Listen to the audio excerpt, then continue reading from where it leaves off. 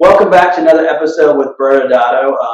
As we keep moving through this impact of COVID-19 is having on all of us, we keep continuing to work with all businesses, but clearly with a lot of our clients falling into the medical industry, we want to talk about things that are affecting our providers. And as we previously have talked about with first off, thanks again to all the medical providers in the front line helping out. We're very appreciative of everything that you're doing for everyone. But there are still physicians that are out there that are impacted in other ways. As we've talked about, there are a lot of states that are ordering people who are doing non-elective procedures, they're doing elective procedures to stay at home and not to do those anymore. And so we have lots of clients who are now basically having to shut down or basically work part-time no matter what practice the field they're in if they're not one of those frontline troops. And so because of that, it's impacting people in lots of different ways. And Michael, maybe you can kind of facilitate some of the discussions that we're seeing as far as what these orders are doing. Yeah, so the question of the day that we started getting last weekend, getting real specific, was, the government may come get our anesthesia machine out of our surgery center, and when we get back to open up for business, what's that going to mean? And am I going to be able to get it back? What conditions it's going to be in?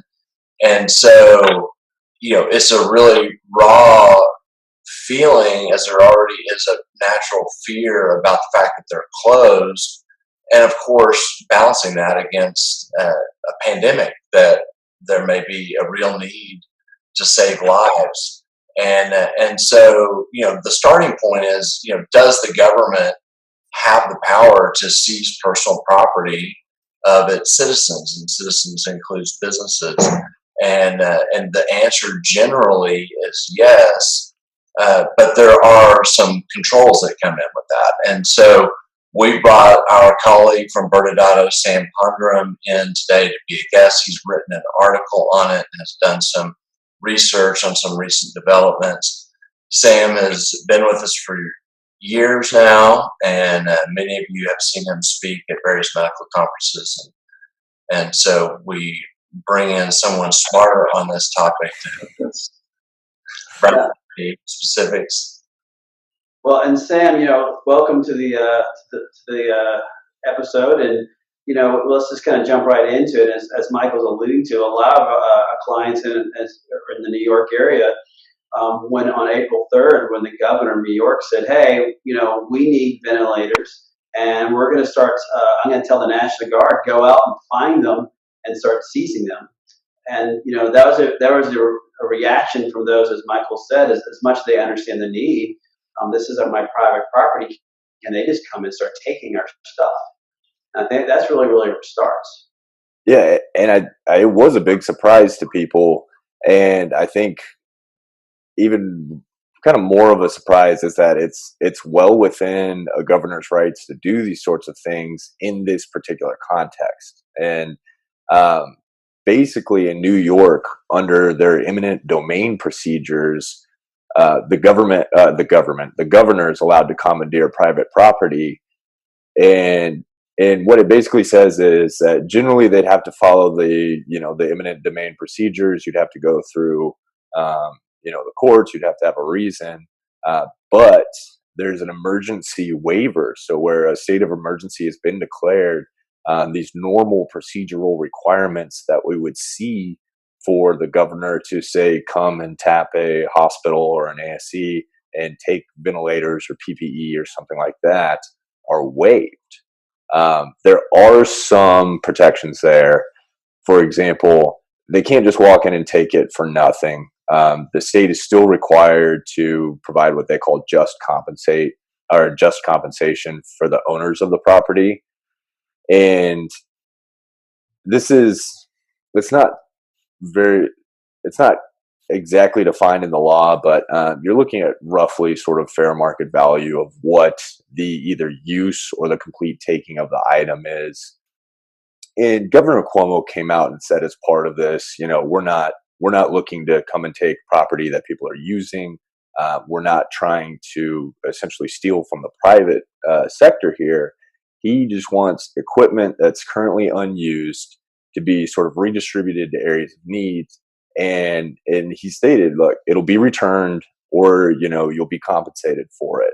But when you look at the eminent domain law in New York, it really looks like it's going to have to be both, regardless, of whether it's returned or whether the equipment's used up. In the case of PPE, it looks like there'll have to be compensation either way. But the compensation's much higher if say a ventilator's not returned or something like that. Yeah, and we have this come up in other states. I know I've specifically had questions about this in Texas and California. So just kind of touch on, are there differences in those states kind of with the powers and restrictions on those powers by the respective governors of California and Texas? There are some subtle differences. Overall, the sort of shape of the power is the same.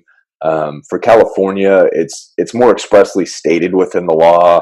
In New York, you kind of piece a few things together to see where the power is. But in California, they just state it. Look, in the state of, if a state of emergency is declared and the governor deems either private property or specific personnel necessary to combat this emergency or, ameliorate the emergency, they can either compel the use of the property or compel the personnel to come work. California is clearer in that they have to pay what they call reasonable value. It's their standard. They don't really walk through what reasonable value is, but in other places within their law, they've set requirements for paying essentially what the highest level of market value in similar situations. So we think that reasonable value will approximate that, meaning that you'll be compensated very well, basically in accordance with what the market would bear for either using your personnel or, compelling you as personnel or taking your private property. The big couple of issues we've identified in California that are of some level of concern is that reasonable value isn't super well defined. We do think you can sort of piece together what it will be, but it'd be nice if they'd spell it out. The other issue is that the state of California puts the responsibility on the individual person or the owner of the property, and they have to go make a claim for payment. So if say a ventilator is taken from you or PPE is commandeered, redistributed, then you'll have to go to California's Department of General Services and file a claim and kind of walk through their procedural requirements to demonstrate that you are actually owed money. And it makes sense in a broad way, but it does put that onus on the individual to take those additional steps. And then are there any differences in Texas? Just kind of quick hit type pointers? Not particularly. Texas, the biggest difference in Texas, same thing, there's express allowance to do so, but they really don't set a standard for what the compensation is. They basically say the state and the individual need to see if they can come to an agreement. And if you can't agree, then it just goes to the procedural rules that are typically used for condemnation.